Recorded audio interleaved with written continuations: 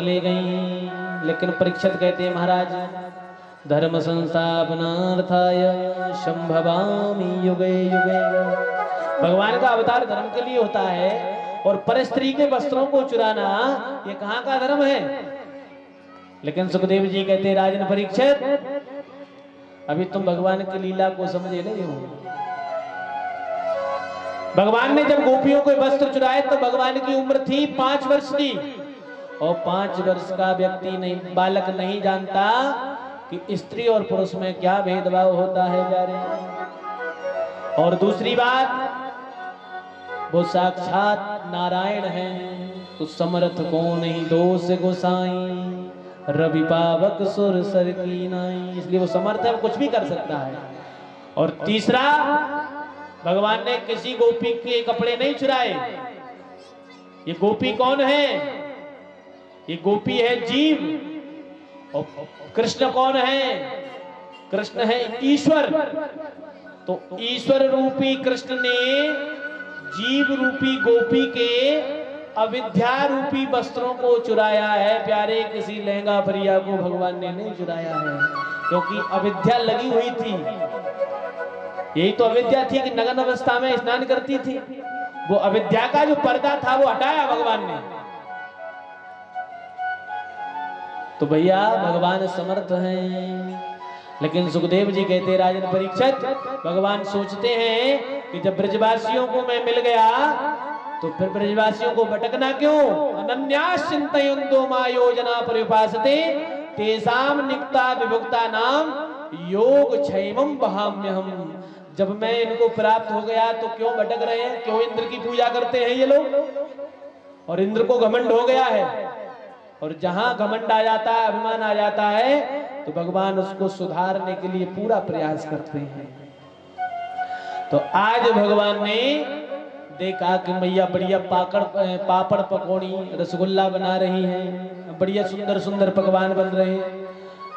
जो जब रसोई में से खुशबू आई कन्हैया ने खुशबू ली तो दौड़े दौड़े गए। देखा तो मैया बढ़िया कचौड़ी बना रही हैं पकौड़ी बना रही है। सो मैया से कहा मैया एक कचौड़ी मिल जाएगी जामे से हमें? सो मैया ने कहा लाला दूर रहिए ये जय जय के ताई भोजन बना रही हूं मैं इससे हाथ मत लगाना। तो भगवान ने सोचा सबसे बड़ी जय जय हम हो और हमसे बड़ी जय जय कौन? सो जो मैया जय जय के लिए बना रही है।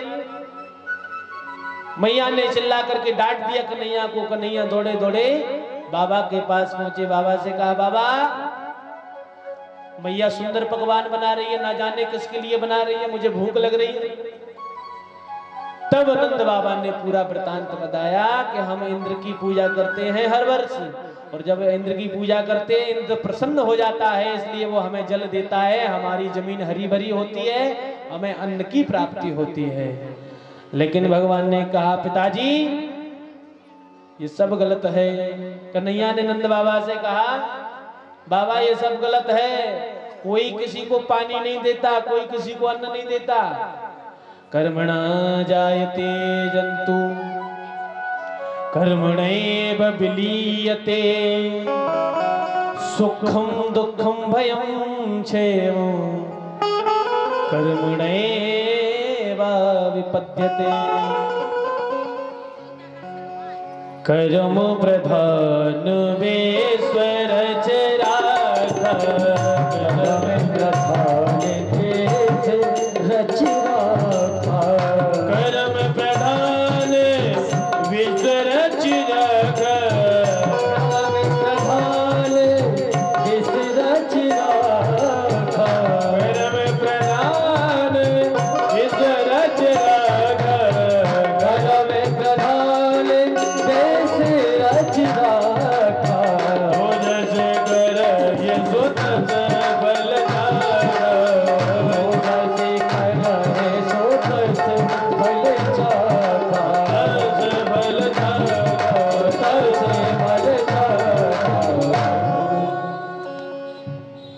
इंद्र की पूजा करने से बाबा कुछ नहीं होता।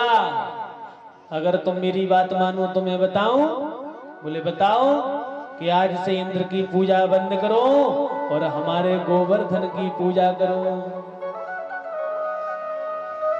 सुनंद बाबा ने कहा लाला देखो पहले हमें सलाह करनी पड़ेगी, क्योंकि इंद्र की पूजा रोकने के लिए सबकी सलाह लेनी पड़ेगी।